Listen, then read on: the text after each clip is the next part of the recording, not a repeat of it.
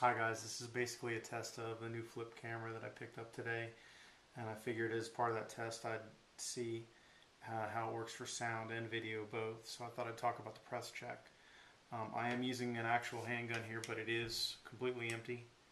I have a magazine as well, also empty, and a single dummy round, which looks quite a bit like a real round, but you'll notice there's no primer in this, so it's inert, and the only way it could hurt somebody is if you throw it really hard, I suppose. Anyway, if you have a gun, and let's say the slide is lowered, hammers down, and I don't know the status of this gun. I have no idea if it's loaded or not, and let's just say it's holstered or whatever, and I want to verify that this gun is in fact loaded, and if it's not, I wish to find out. With an external hammer, one of the easiest ways to do this is just to cock the hammer, use your thumb against the hammer and an index finger against the rear sight. Ease it back, and you'll notice, of course, that I see nothing in there, just an empty chamber. If I did in fact have a round in there, it would look like so. See, once I see the brass, I know I do indeed have a loaded weapon. You can also, if the two-finger pinch is a little too difficult, say you're not as strong in your fingers, you can grasp the whole top of the slide with your hand and ease it back. I've seen some people actually grasp the front and do the press check. I do not like this.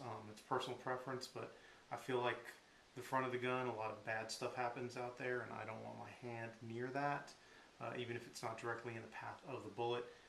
Muzzle gas or any sort of gas that comes out of there is hot.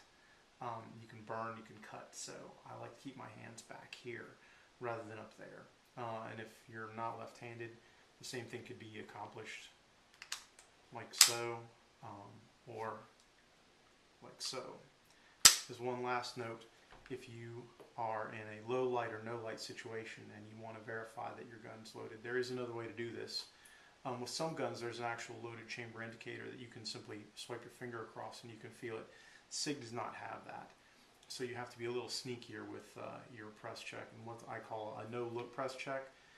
This requires a bit of dexterity, but if you grasp the top of the slide such that you ease it back, you can then take a finger, stick it between the breech face and the muzzle itself, or not the muzzle, I'm sorry, would that be the chamber? Yeah, the chamber and the breech face, and you can feel the presence of that brass.